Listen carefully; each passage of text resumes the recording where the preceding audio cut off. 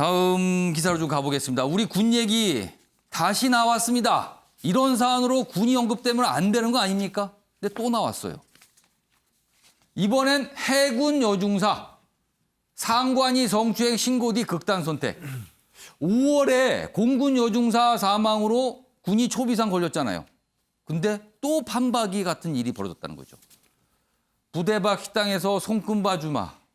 이거 소개 안 드리겠습니다. 뭐 하여튼간 이상한 일을 했다는 거예요. 이상한 일을 지금.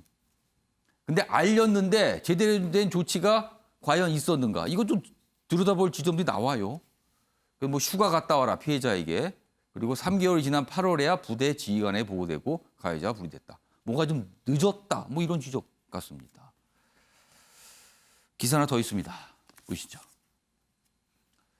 해군 여중사 성추행 피해 74일 만에야 가해자 분리, 공군 때야 판박이다. 이렇게 하면서 또 지적을 하고 있습니다. 얼마 전에요. 이 사안들 국방장관이 설명도 하고 사과도 했어요. 얼마 안 됐습니다. 다시 한번 들어보겠습니다. 장성에 의한 성추행 사건이 발생하여 우리 군의 자정 능력을 의심받는 것은 대단히 부끄럽고 유감스러운 일입니다.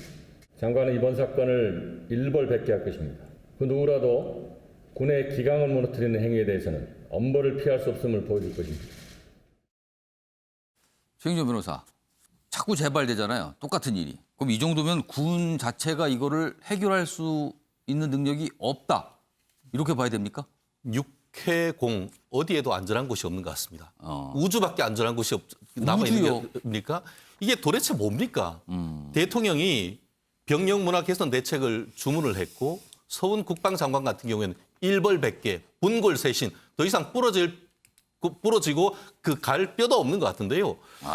결국 이 부분을 이제 그 단순한 문화적인 것으로 상하 관계만으로 들지 참 과연 그 한마디로 군 내의 자체에서 해결할 문제로 놔둬야 될지에 대해서 상당히 의문이 아닐 수 없는 것 같은데요.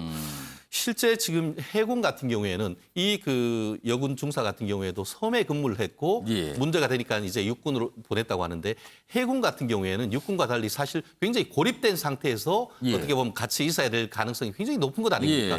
한마디로 다른 어떤 군보다도 성범죄에 노출될 여군들이 노출될 가능성이 상당히 높은 그런 것인데 아니나 다를까 결국 지난번에 있었던 때로부터 몇 달 되지도 않은 상태에서 있는 걸 보면은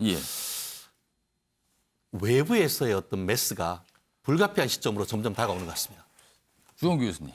예, 근데 저는 또 하나는 외부 메스도 또 필요한데 당장 할 수 있는 걸 할 수 있으면 됩니다. 어떤 겁니까? 그러니까 즉시 보고가 있어야 돼요. 이 사건이 발생했을 때 지금 3개월이나 지났다라는 얘기는 그만큼 미온적으로 대응했다는 얘기거든요. 그러니까 이 즉시 보고한다라는 문화만 개선을 해도 지휘관에게 무슨 일이 생기면 바로바로 보고가 맞습니다. 되게. 지휘관에게 바로 보고하는 거. 그리고 또 하나 바로 분리하는 거. 그러니까 가해자하고 피해자를 바로 분리하는 게 지금 필요하고요. 그리고 마지막으로는 상담하고 그다음에 또 하나가 필요한 게 피해자 당사자분한테 불이익이 가지 않을 거라는 안심을 주면 됩니다. 그러니까 이거는 군 생활, 군 조직 내에서 바로 할 수 있는 문제거든요. 근데 그걸 무슨 성인지 감수성이다, 일벌백계다 그렇게 거창하게 얘기하실 거 아니에요. 그냥 바로 지금 실천하시면 된다고 생각합니다. 그 정도는 하실 수 있는 거 아닙니까? 그거 못하면요. 의지가 없다라는 얘기 나옵니다. 지금요. 사과만 하고 약속만 할 게 아니라 뭔가를 해야 됩니다. 지금은요.